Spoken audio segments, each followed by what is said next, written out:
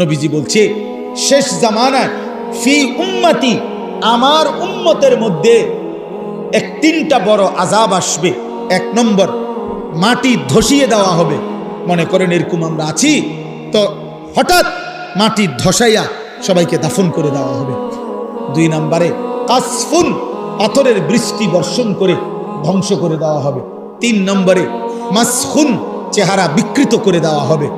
সাহাবীরা জিজ্ঞেস করছে, কিলা ইয়া রাসূলুল্লাহ মাতা, হে আল্লাহর নবী কখন সেটা হবে? নবীজি বলছেন ইজা জহারাতিল কাইনাত ওয়াল মাআজিফ, যখন গান বাদ্য বেড়ে যাবে, গায়িকা বেড়ে যাবে, বাদ্যযন্ত্র বেড়ে যাবে, গায়িকা গানের আসর, নৃত্যের আসর, বাদ্যযন্ত্রের ঝংকার, নারীর বেহায়াপনা বেড়ে যাবে। ওয়াস্তাহাল্লাতিল খামরা, এবং মানুষ হালাল পানির মতো মদ পান করতে থাকবে।